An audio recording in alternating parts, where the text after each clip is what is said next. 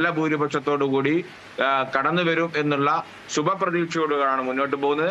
അതോടൊപ്പം തന്നെ ആ മണ്ഡലത്തിലെ വികസന പ്രവർത്തനങ്ങളുമായി ബന്ധപ്പെട്ടുകൊണ്ട് CPIM എന്ന് പറഞ്ഞ രാഷ്ട്രീയ പാർട്ടിയിൽ തന്നെയുള്ള ഒരുപാട് അഭിപ്രായ വ്യത്യാസങ്ങളും അതുപോലെ തന്നെ വിഭാഗീയ പ്രവർത്തനങ്ങളൊക്കെ ഞങ്ങൾക്ക് ഗുണം ചെയ്യും എന്നുള്ള കാര്യത്തിൽ തർക്കമില്ല. ആ തരത്തിൽ കാര്യങ്ങളെ വിലയിരുത്തുമ്പോൾ നല്ല ഒരു ശുഭ ഭൂരിപക്ഷത്തോടു കൂടി വിജയിക്കും എന്നുള്ള പ്രതീക്ഷയാണ് ഞങ്ങൾക്കുള്ളത്. LDF-ലെ ജയിൽ പ്രേംബാസിലേക്ക് നമ്മൾ പോവുകയാണ്. പ്രേംബാസിൽ രമ്യ ഹരിദാസിനെ സംബന്ധിച്ചിട്ട് കോൺഗ്രസിനെ സംബന്ധിച്ചിട്ടും കഴിഞ്ഞ ലോക്സഭാ തെരഞ്ഞെടുപ്പിൽ K രാധാകൃഷ്ണനോട് മത്സരിക്കുന്ന സമയത്ത് പാട്ടും പാടി ജയിക്കാമെന്നുള്ള പ്രതീക്ഷയുമായിട്ട് വരുന്നു. അത് പരാജയപ്പെടുന്ന രീതിയിലേക്ക് കാര്യങ്ങൾ വരുന്നു. പിന്നീട് അതിനുശേഷം ഇപ്പോൾ വീണ്ടും വരുമ്പോൾ ചേലക്കരയിൽ നിയമസഭയിൽ നിന്ന് നിങ്ങൾ ജയിപ്പിച്ചു വിട്ട K രാധാകൃഷ്ണൻ ഇതാ നിങ്ങളെ ഉപേക്ഷിച്ച് പോയിരിക്കുന്നു, ഇനിയെങ്കിലും എനിക്കൊരു അവസരം തരൂ എന്ന് പറയുന്ന ഒരു കേവല വൈകാരികത ആണ് അവിടെ ആദ്യമേ പ്രയോഗിച്ചിട്ടുള്ളത്. അതൊരു കേവല വൈകാരികതയാണ്. ഒപ്പം തന്നെ അവിടുത്തെ വികസന പ്രവർത്തനങ്ങൾ അടക്കമുള്ള കാര്യങ്ങളെക്കുറിച്ച് ആ തെരഞ്ഞെടുപ്പിൽ UDF സംസാരിക്കുകയും ചെയ്തിരുന്നു. ഇതടക്കമുള്ള കാര്യങ്ങൾ LDF-നെ സംബന്ധിച്ചിട്ട് ആശങ്കയുണ്ടാക്കുന്നുണ്ടോ വോട്ടെണ്ണൽ ആരംഭിക്കുന്ന വേളയിൽ? ചേലക്കര അസംബ്ലി മണ്ഡലത്തിൽ ഇടതുപക്ഷ ജനാധിപത്യ മുന്നണിക്ക് യാതൊരു സംശയവുമില്ല. അവിടെ ത്രികോണ മത്സരം അല്ല നടന്നത്, LDF UDF മത്സരമാണ് നടന്നത്. വിജയം സുനിശ്ചിതമാണ്. LDF-നെ സംബന്ധിച്ചിടത്തോളം ഉറച്ച സീറ്റാണ്, ജയിക്കും. അവിടെ രാധാകൃഷ്ണൻ മത്സരിച്ചതുപോലെ പലരും ഇപ്പോൾ അസംബ്ലി പാലക്കാട് MLA ആയിരുന്നു വടകര വന്ന് മത്സരിച്ചത്. അങ്ങനെ അങ്ങോട്ടും ഇങ്ങോട്ടും മത്സരിച്ചിട്ടുണ്ടല്ലോ. അപ്പോൾ അതൊരു ഘടകമേ അല്ല. അപ്പോൾ പാട്ടും പാടി ജയിച്ചു പോകാമെന്നുള്ള MP എന്ന നിലയ്ക്ക് രമ്യ ഹരിദാസ് അവിടെ വേണ്ട രൂപത്തിൽ ഇടപെട്ടിട്ടില്ല എന്നുള്ള ജനങ്ങളുടെ ബോധ്യത്തിൻ്റെ അടിസ്ഥാനത്തിലാണല്ലോ അവിടെ പരാജയപ്പെട്ടത്. അപ്പോൾ അസംബ്ലി സീറ്റിനെ സംബന്ധിച്ചിടത്തോളം അവിടെ ഇടതുപക്ഷ മുന്നണിക്ക് യാതൊരു പ്രശ്നങ്ങളുമില്ല. മുന്നണിക്ക് അകത്ത് പ്രശ്നമില്ല, പുറത്തില്ല, സംഘടനാപരമായിട്ടില്ല, ഒരു കാര്യവുമില്ല. അവിടെ വിജയം ഇടതുപക്ഷ ജനാധിപത്യ മുന്നണിക്ക് സുനിശ്ചിതമാണ്, അതിൽ യാതൊരു സംശയവുമില്ല. ഈ ചേലക്കരയെക്കുറിച്ച് പറയുമ്പോൾ മാധ്യമങ്ങൾ പോലും അറിയാതെ ത്രികോണ മത്സരം നടന്നു എന്നുള്ള വാക്ക് ഉപയോഗിക്കേണ്ടി വരുന്നത് എന്തുകൊണ്ടാണ്? അതായത് നിലവിലെ കേന്ദ്രത്തിലെ ഭരണകക്ഷി വീണ്ടും അധികാരത്തിലേക്ക് വന്നിരിക്കുന്നു. ആ ഭരണകക്ഷിയോടുള്ള ഒരു ഭയം മാധ്യമപ്രവർത്തകരുടെ ഉള്ളിൽ കൂടി ഉള്ളത് കൊണ്ടാണോ ത്രികോണ മത്സരം എന്ന് ചേലക്കരയിൽ പോലും വിശേഷിപ്പിക്കുന്ന രീതിയിലേക്ക് കാര്യങ്ങൾ വരുന്നത്? അത് മാധ്യമങ്ങളിൽ മാത്രമേ ഉള്ളൂ. അത് കേന്ദ്രം ഭരിക്കുന്ന അവിടെ BJP കേന്ദ്രം ഭരിക്കുമ്പോൾ പത്രമാധ്യമങ്ങൾക്ക് അല്ലെങ്കിൽ അവർക്കെല്ലാം അത് പറയേണ്ടി വരുമല്ലോ. ത്രികോണ മത്സരമുണ്ട്, BJP അവിടെ ശക്തമായ സാന്നിധ്യമാണ്. ഇപ്പോൾ വയനാട്ടിൽ BJP എന്ത് ശക്തമായ സാന്നിധ്യമാണോ? അല്ല. ഇപ്പം ആകെ ചർച്ച ചെയ്യപ്പെടുന്നതിൽ ഒരു അസംബ്ലി മണ്ഡലത്തിൽ പാലക്കാട് മുനിസിപ്പാലിറ്റിയിൽ മാത്രം സ്വാധീനമുള്ള ഒരു കക്ഷി എന്ന നിലക്കാണ്. അന്ന് ശ്രീധരൻ വന്ന സമയത്തുണ്ടായിരുന്ന ഒരു ട്രെൻഡൊന്നും അല്ലല്ലോ എന്നുള്ളത്. അപ്പം ത്രികോണ മത്സരം എന്നുള്ള രൂപത്തിൽ ഈ സംസ്ഥാനത്ത് അങ്ങനത്തെ ഒരു ത്രികോണ മത്സരം നടക്കുന്ന ഒരു ബൈ ഇലക്ഷൻ ഇപ്പോൾ ഇല്ല എന്ന് തന്നെയാണ് വിലയിരുത്തുന്നത്. ഇനി നമുക്ക് അതായത് ഒരു തരത്തിലും അവിടെ രംഗത്തിലുള്ളത് അരങ്ങിലുള്ളത് ആകെയുള്ളത് പാലക്കാട് മാത്രമാണ് എന്ന് LDF-ലെയും UDF-ലെയും നേതാക്കൾ പറഞ്ഞ സ്ഥിതിക്ക് നമ്മൾ പാലക്കാട്ടേക്ക് തന്നെ പോകുന്നു. പാലക്കാട്ടേക്ക് പോകുമ്പോൾ പാലക്കാടിനെ കുറിച്ച് വിശദമായിട്ട് പറയുന്നതിന് മുൻപ് നമ്മൾക്ക് അഡ്വക്കേറ്റ് V കൃഷ്ണദാസ് BJP നേതാവിനോട് പാലക്കാടിനെ കുറിച്ചുള്ള പ്രതീക്ഷ എന്താണ്? പാലക്കാടിനെ കുറിച്ച് നമ്മൾ ആദ്യമേ തന്നെ സൂചിപ്പിച്ചല്ലോ. പാലക്കാട് BJP-യെ സംബന്ധിച്ച് ജയത്തിൽ കുറഞ്ഞ് ഒരു പ്രതീക്ഷയും ഞങ്ങൾക്കില്ല. ചേലക്കരയുടെ കാര്യത്തിൽ അങ്ങനെ വിട്ടുകളയേണ്ട BJP-യുടെ കാര്യം. രണ്ട് മുന്നണികളും ചേർന്ന് ചേലക്കരയിൽ ഞങ്ങൾ മാത്രമേ മത്സരരംഗത്തുള്ളൂ എന്ന് പറഞ്ഞാൽ ചേലക്കരയിൽ നടക്കുന്ന രാഷ്ട്രീയ മാറ്റം എന്താണ് എന്ന് കഴിഞ്ഞ കാലഘട്ടങ്ങളിൽ അതിൻ്റെ വോട്ടിംഗ് പെർസെൻറ്റേജും അവിടെ ഉണ്ടാകുന്ന വോട്ട് മാറ്റവും കാണുന്ന ആളുകൾക്ക് അറിയാമല്ലോ. BJP-ക്ക് എത്ര വോട്ട് വർധനമാണ് കഴിഞ്ഞ കാലഘട്ടങ്ങളിൽ ചേലക്കരയിൽ ഉണ്ടായിട്ടുള്ളത്, കഴിഞ്ഞ അസംബ്ലി തെരഞ്ഞെടുപ്പിൽ എത്രയായിരുന്നു BJP-യുടെ വോട്ട്, ഇതെല്ലാം ഒന്ന് പരിശോധിക്കുന്നത് നല്ലതല്ലേ. മറ്റൊരു പ്രധാനപ്പെട്ട കാര്യം, ചേലക്കരയിൽ തെരഞ്ഞെടുപ്പിന് 2 ദിവസം മുൻപ് കോൺഗ്രസിൻ്റെ പ്രമുഖ നേതാവോടെ വന്നിട്ട് പറയുകയാണ്, ഈ മന്ത്രിസഭയിൽ ഒരു മന്ത്രി ആ വിഭാഗത്തിൽ നിലവിലില്ല, അതുണ്ടാകണ്ടേ, അതെന്തുകൊണ്ടുണ്ടാകുന്നില്ല എന്ന് ചോദിച്ചാൽ അത് ആരെ സഹായിക്കാനാണ്? അപ്പോൾ UDF-ൻ്റെ നേതാക്കന്മാർ LDF ജയിച്ചു വരേണ്ടതാണ്, LDF-ന് അവിടെ ജയിക്കാനുള്ള സാധ്യതയുണ്ടെങ്കിൽ ആ വിഭാഗത്തിൽ മന്ത്രി ഉണ്ടാകൂ എന്ന് പറയുന്നൊരു രാഷ്ട്രീയ സാഹചര്യം ചേലക്കരയിൽ എങ്ങനെ ഉണ്ടായി?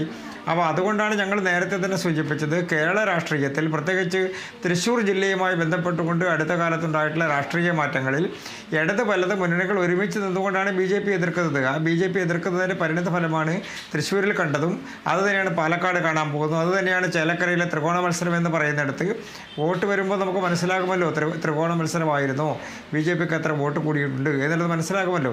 ത്രികോണ മത്സരം കണക്കാക്കുന്നത് മാധ്യമങ്ങളല്ലല്ലോ. ത്രികോണ മത്സരം കണക്കാക്കുന്നത് കഴിഞ്ഞ തെരഞ്ഞെടുപ്പുകളിൽ കിട്ടിയിട്ടുള്ള വോട്ടിൻ്റെ അടിസ്ഥാനത്തിലാണ്. എത്ര വോട്ടിന് ജയിച്ചു, എത്ര വോട്ടുകളുടെ വർധനമുണ്ടായി എന്നതിൻ്റെ അടിസ്ഥാനത്തിലാണ്. എന്തുകൊണ്ടാണ് പാലക്കാട് BJP വലിയ ശക്തി ആയിരുന്നില്ലല്ലോ ഒരു കാലഘട്ടത്തിൽ? ഇന്ന് BJPയും കോൺഗ്രസും തമ്മിലാണ് മത്സരം എന്ന് ഞങ്ങൾ പറയുന്നതിൻ്റെ അടിസ്ഥാനം എന്താണ്? BJP രണ്ടാം സ്ഥാനത്ത് വരിക മാത്രമല്ല, കഴിഞ്ഞ തെരഞ്ഞെടുപ്പുകളിൽ BJPക്ക് ഏറ്റവും കൂടുതൽ വർധനമുണ്ടായിട്ടുള്ള മണ്ഡലം കൂടിയാണ്. അവിടെ LDF ഇല്ലല്ലോ. LDFിൻ്റെ വോട്ട് എവിടെ? LDFിൻ്റെ സ്ഥാനാർത്ഥിയുടെ പ്രസക്തി എവിടെ? അവർക്ക് അവിടെ നിന്നൊരു സ്ഥാനാർത്ഥിയെപ്പോലും രാഷ്ട്രീയപരമായി ജയിക്കാൻ കഴിയുക എന്നുള്ളത് പോകട്ടെ, അവരുടെ പാളയത്തിൽ നിന്ന് നല്ലൊരു സ്ഥാനാർത്ഥിയെ UDFിൽ നിന്നൊരാൾ മാറി വന്നില്ലായിരുന്നെങ്കിൽ കണ്ടെത്താൻ വലിയ പ്രയാസപ്പെട്ടുകൊണ്ടിരുന്ന ഒരു സാഹചര്യത്തിലാണ് UDFിൽ നിന്ന് വന്ന ആളെ എടുത്ത് സ്ഥാനാർത്ഥിയാക്കുന്നത്. അപ്പോൾ അത്രത്തോളം രാഷ്ട്രീയപരമായൊരു പാപ്പരത്വത്തിലേക്ക് പാലക്കാട് LDF മാറുന്ന സാഹചര്യമുണ്ട്. അപ്പോൾ പാലക്കാടിനെ സംബന്ധിച്ചുള്ള രാഷ്ട്രീയ മാറ്റം എന്ന് പറയുന്നത് സ്വാഭാവികമായും BJPക്ക് അനുകൂലമായിട്ടുള്ള കഴിഞ്ഞ കാലഘട്ടങ്ങളിലെ രാഷ്ട്രീയ മാറ്റം. അത് ഈ തവണ വോട്ടായി മാറുക എന്നുള്ളതല്ല, അത് ജയിക്കാൻ കഴിയുന്ന വോട്ടായി മാറുക എന്നുള്ളതാണ്. ആ തരത്തിൽ കുറിച്ച് സൂചിപ്പിച്ചുകൊണ്ടാണ് ആ കൂറുമാറ്റത്തെക്കുറിച്ച് അഡ്വക്കേറ്റ് കൃഷ്ണദാസ് സൂചിപ്പിച്ചത്. സ്വാഭാവികമായിട്ടും സന്ദീപ് വാര്യരുടെ കൂറുമാറ്റം അടക്കമുള്ള കാര്യങ്ങളും അവിടെ വരും. ഒപ്പം കൊടകര കുഴൽപ്പണ കേസിൻ്റെ പ്രതിസ്ഥാനത്ത് നിൽക്കുന്ന അവസ്ഥയും ഒരുപക്ഷെ വോട്ടിൽ ബാധിച്ചിട്ടുണ്ടായിരിക്കാം. അത്തരം കാര്യങ്ങളൊക്കെ ചേരുന്നു. അതുകൊണ്ടാണ് കൂറുമാറ്റങ്ങളുടെ ആൾമാറാട്ട കാഴ്ചകൾ ഏത് രീതിയിൽ വോട്ടർമാരെ ബാധിച്ചിട്ടുണ്ടാവും എന്നുള്ള ചോദ്യങ്ങൾ വരുന്നത്. അതുകൊണ്ട് തന്നെ നമ്മൾ RJDയുടെ നേതാവ് കൂടിയായ LDF നേതാവ് കൂടിയായ പ്രേം ബാസിലിനോട് പാലക്കാടിനെ കുറിച്ചിട്ട് LDFിനുള്ള പ്രതികരണം പ്രതീക്ഷ. ബെനീഷ്, ഞങ്ങൾക്കെതിരായ ഒരു നെഗറ്റീവ് കമന്റ് പറഞ്ഞിട്ട് അടുത്ത ആളിലേക്ക് പോകല്ലേ? അതെ, പറഞ്ഞോളൂ. P. കൃഷ്ണദാസ് ഒറ്റ വാക്കിൽ ഞാനൊരു നെഗറ്റീവ് വാക്ക് പറഞ്ഞു എന്ന് താങ്കൾക്ക് തോന്നുന്നുണ്ടെങ്കിൽ ആ നെഗറ്റീവ് വാക്കിനെ ഖണ്ഡിച്ചുകൊണ്ട് പെട്ടെന്ന്. അല്ലാതെ ഒറ്റ കാര്യമേ ഉള്ളൂ. ഈ കൊടകര സംഭവത്തെ സംബന്ധിച്ചാണെങ്കിലും തൃശ്ശൂരിൽ ഈ പാർലമെന്റ് തെരഞ്ഞെടുപ്പ് നടക്കുന്ന സമയത്തും എത്രയോ വട്ടം ഈ ആരോപണങ്ങൾ ഉയർത്തി. ഇപ്പോൾ ഉയർത്തിയില്ലേ ആരോപണങ്ങൾ, ഞങ്ങൾക്കെതിരായ രാഷ്ട്രീയ ആരോപണങ്ങൾ? LDF അല്ലേ ഭരിക്കുന്നത്? ഞങ്ങൾ ആരെങ്കിലും പ്രതി ചേർത്തിട്ടുണ്ടോ ആ കേസിൽ? ഞങ്ങളുടെ ഏതെങ്കിലും നേതാക്കന്മാർക്ക് നിലപാടുണ്ടോ? BJPയിൽ നിന്ന് തന്നെയാണല്ലോ. നിങ്ങളുടെ മുൻപിൽ എടുത്തു കാണിക്കാൻ കഴിയുന്ന ഞങ്ങളുടെ ഏതെങ്കിലും ഒരു നേതാവിനെ LDF ഗവൺമെന്റിന്റെ ഈ പോലീസ് പ്രതി ചേർത്തിട്ടുണ്ടോ? ഞങ്ങൾക്കെതിരെ ശബരിമല പ്രക്ഷോഭം നടന്ന സമയത്ത് 10,000-ത്തിലധികം കേസുകൾ കേരളം മുഴുവൻ എടുത്ത പോലീസാണ്. കേരളത്തിലെ രാഷ്ട്രീയ യോഗങ്ങളിൽ, വിശദീകരണ യോഗങ്ങളിൽ ഇക്കാര്യങ്ങൾ കൃത്യമായിട്ട് പറഞ്ഞിട്ടുണ്ട് എങ്കിൽ പോലും വോട്ടർമാർ എന്ന് പറയുന്നത് BJPയുടെ പൊതുയോഗങ്ങളിൽ പങ്കെടുക്കുകയും അതിന്റെ ക്ലാസുകൾ കേൾക്കുകയും ചെയ്യുന്നവർ മാത്രമല്ലല്ലോ എന്നുള്ളതാണ് അതിന്റെ ഒരു മറുവശം. ഞാൻ നാളെ വോട്ടെണ്ണൽ ആരംഭിക്കുമ്പോൾ ഇത്തരം കാര്യങ്ങൾ അതിൽ ഉൾപ്പെട്ടിട്ടുണ്ടാകുമോ എന്നുള്ള സ്വാഭാവിക ചോദ്യമാണ് ചോദിക്കുന്നത്. ആ കൊടകര ഇരിക്കുന്ന പാർലമെന്റ് മണ്ഡലത്തിൽ രണ്ട് മുന്നണികളും ചേർന്ന് ഇത്രയും വലിയ കള്ളപ്രചരണം നടത്തിയപ്പോൾ സുരേഷ് ഗോപി ജയിച്ചത് 70,000 വോട്ടിന്റെ ഭൂരിപക്ഷത്തിലാണ്. അവിടുത്തെ ഗുരുവായൂർ ഒഴിച്ചുള്ള എല്ലാ അസംബ്ലി മണ്ഡലത്തിലും അദ്ദേഹത്തിന്റെ ഭൂരിപക്ഷം 10,000-ത്തിന് മേലെയാണ്. അപ്പോൾ സ്വാഭാവികമായും ആ പാർലമെന്റ് മണ്ഡലം, ഞങ്ങൾക്കെതിരെ ഏറ്റവും വലിയ ആരോപണം ഉന്നയിച്ച പാർലമെന്റ് മണ്ഡലത്തിൽ 70,000 വോട്ടിന് ജയിക്കാൻ കഴിയുക എന്ന് പറഞ്ഞാൽ രണ്ട് മുന്നണികളും ഉന്നയിച്ച രാഷ്ട്രീയ ആരോപണങ്ങൾ എവിടെ പോയി? ഈ ആരോപണങ്ങളെല്ലാം അതിലംഘിച്ചുകൊണ്ട് പാലക്കാട് എത്ര വോട്ടിന്റെ ഭൂരിപക്ഷത്തിൽ ജയിക്കുമെന്നാണ് BJP പ്രതീക്ഷിക്കുന്നത്? BJP ജയിക്കുന്നതിന് ഭൂരിപക്ഷം നിങ്ങൾക്ക് നാളെ കാണാമല്ലോ. BJPക്ക് എത്ര വോട്ടിനും ഭൂരിപക്ഷത്തോട് ജയിക്കാൻ കഴിയുമെന്നുള്ളത്. പാലക്കാട് ഏതാണ്ട് സമാനമായ രാഷ്ട്രീയ സാഹചര്യമല്ലേ ഉയർത്തിയത് BJPക്കെതിരായി? BJPക്കെതിരായിട്ടായിരുന്നല്ലോ രണ്ട് മുന്നണികളുടെയും. UDFിൻ്റെ നേതാക്കന്മാർ ഏതെങ്കിലും ഒരു ഘട്ടത്തിൽ LDFിനെ കടന്നാക്രമിച്ചിട്ടുണ്ടോ? LDF UDFിനെ കടന്നാക്രമിച്ചിട്ടുണ്ടോ രാഷ്ട്രീയപരമായി പാലക്കാട്? ഇല്ല. അതിൻ്റെ പ്രധാനപ്പെട്ട കാരണം BJP ആയിരുന്നു രണ്ട് കൂട്ടരുടെയും മുഖ്യ ശത്രു എന്നുള്ളതാണ് പാലക്കാട്. അപ്പോൾ BJPയെ പരാജയപ്പെടുത്താൻ എങ്ങനെയാണോ പാലക്കാട് രാഷ്ട്രീയം രൂപപ്പെടുത്തേണ്ടത് അതിന് സമാനമായിട്ടുള്ള ഒരു രാഷ്ട്രീയ ഭൂമിക ഒരുക്കി എന്നുള്ളതല്ലാതെ അതിനപ്പുറത്തേക്ക് ഒരു കൂട്ടുകച്ചവടം നടത്താൻ അതിനുള്ള സാഹചര്യം ഇല്ലാതായിരുന്നു എന്നുള്ളതാണ്. അങ്ങനെ ഉണ്ടായിരുന്നെങ്കിൽ കേരളത്തിന് പുറത്തും കേരളത്തിലെ പല മണ്ഡലങ്ങളിലും BJPയെ പരാജയപ്പെടുത്താൻ നടത്തുന്ന അതേ നിലപാട് പാലക്കാട് സ്വീകരിക്കുമായിരുന്നു. അപ്പോൾ BJPക്ക് എതിരായിട്ടുള്ള രാഷ്ട്രീയം പയറ്റുന്നതിൽ പാലക്കാട് കഴിഞ്ഞ ഒരു മാസത്തിലേറെ കാലമായി ഉപതെരഞ്ഞെടുപ്പ് പ്രഖ്യാപിക്കുന്ന സമയം മുതൽ നിരന്തരമായി ഞങ്ങൾക്കെതിരെയല്ലേ രാഷ്ട്രീയം ഉയർത്തക്കൊണ്ടുവന്നത്. അപ്പോൾ സ്വാഭാവികമായും അതൊക്കെ ജനങ്ങൾ മനസ്സിലാക്കിയിട്ടുണ്ട്. കേരളത്തിൽ നിലവിലുള്ള രാഷ്ട്രീയ സാഹചര്യത്തിൽ രണ്ട് മുന്നണികളും എടുക്കുന്ന നിലപാടുകൾ, ആ നിലപാടുകളോട് പ്രത്യേകിച്ച് മുനമ്പം വിഷയത്തിൻ്റെ കാര്യത്തിലാണെങ്കിലും വഖഫുമായി ബന്ധപ്പെട്ടുകൊണ്ട് മറ്റ് പ്രദേശങ്ങൾ ഉയർന്നു വരുന്ന ചർച്ചകളുടെ കാര്യത്തിലാണെങ്കിലും പാലക്കാട് ഉണ്ടായിട്ടുള്ള മതതീവ്രവാദ സംഘടനകളുമായി ബന്ധപ്പെട്ടുകൊണ്ട് ഉയർന്നു വന്നിട്ടുള്ള ചർച്ചകൾ, അതൊക്കെ ആ പ്രദേശത്തെ ജനങ്ങൾ കാണുന്നതല്ലേ, അവർ അനുഭവിച്ചുകൊണ്ടിരിക്കുന്ന ആളുകൾ കാണുന്നതല്ലേ, അവർ ചർച്ച ചെയ്യുന്നതല്ലേ, അതിന്റെ എല്ലാം പ്രതിഫലനം ഉണ്ടാകുമല്ലോ. വോട്ടെണ്ണലിൽ അത് പ്രതിഫലിക്കുമോ എന്നുള്ളത് വളരെ പ്രധാനപ്പെട്ട കാര്യമാണ്. അതേസമയം തന്നെ ഈ പറഞ്ഞ വർഗീയമായിട്ടുള്ള വിഷയങ്ങളിലേക്ക് വ്യതിചലിച്ചു പോകാൻ സാധ്യതയുള്ള വിഷയങ്ങളെക്കാൾ ഉപരിയായിട്ട് ഒരു നാട് വലിയ ദുരന്തത്തിൽപ്പെട്ടപ്പോൾ ആ ദുരന്തത്തെ കണ്ടില്ല എന്നടിക്കുകയോ കണക്കുകളെ കുറിച്ച് ചോദിക്കുകയോ ചെയ്തതൊക്കെ വോട്ടെണ്ണലിൽ പ്രതിഫലിക്കുമോ എന്നുള്ള കാര്യം കൂടി അന്വേഷിക്കേണ്ടതുണ്ട്. ഒപ്പം തന്നെ കോൺഗ്രസ് നേതാവ് ഗൾഫിലേക്ക് ഒരിക്കൽ കൂടി പോവുകയാണ്. അവസാന ഘട്ടം എന്നുള്ള നിലയ്ക്ക് പാലക്കാടിനെ സംബന്ധിച്ച് പറയുകയാണെങ്കിൽ അവിടെ മൂന്നാം സ്ഥാനത്തേക്ക് പോകുന്നത് LDF ആയിരിക്കും എന്ന് VD സതീശൻ പറയുകയുണ്ടായി. അതേസമയത്ത് LDFിൻ്റെ ഭാഗത്തു നിന്ന് വരുമ്പോൾ അത് BJP അവിടെ മൂന്നാം സ്ഥാനത്തേക്ക് പോകുമെന്ന് പറയുന്നു. അങ്ങനെ ഈ മൂന്നാം സ്ഥാനത്തേക്ക് ആര് പോകുമെന്നുള്ളതിനെ സംബന്ധിച്ച് വിരുദ്ധമായിട്ടുള്ള അഭിപ്രായങ്ങൾ വരുമ്പോൾ അവിടെ BJPയുടെ സാധുതയെ ഒരർത്ഥത്തിൽ പ്രകടമാക്കുകയല്ലേ കോൺഗ്രസ് ചെയ്തിട്ടുള്ളത്?